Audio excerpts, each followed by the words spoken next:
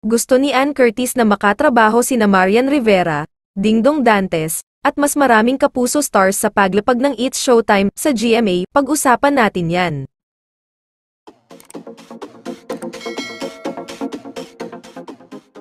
Tuwang-tuwa si Ann Curtis nang makasama niya ang kapwa niya, It's Showtime hosts noong Miyerkules sa kanilang bagong contract signing sa GMA Network. Sa monumental event na ginanap sa isa sa mga studio ng Kapuso Network, sinabi ni Ann na patuloy na makakaasa ang mga manonood ng noontime show ng mga bagong sorpresa mula sa kanila. This moment is a new chapter, so for us, we'll be able to bring something new to the table in this new chapter all the time. Maaasahan ng madlang kapuso yan, she said. When asked which Kapuso stars she wants to work with, Ann said, Marian Rivera and Dingdong Dantes, of course, Heart, Evangelista, Bea, Alonzo. I'm excited to be reunited with Bea. Ann continued, Gabby Garcia, although I've worked with Gabby sa Lazada, but yeah, I'm excited to work with her again. Jeneline Mercado, yeah.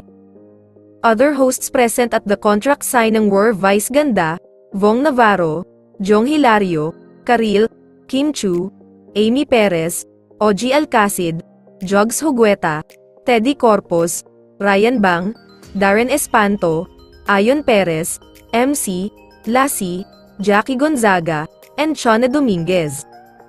GMA Network Executives Chairman Attorney Felipe L. Gozon, President and CEO Gilberto R. Duavit Jr. welcomed It's Showtime, and ABS-CBN President and CEO Carlo L. Katigbak thanked GMA Network for giving the show a new home.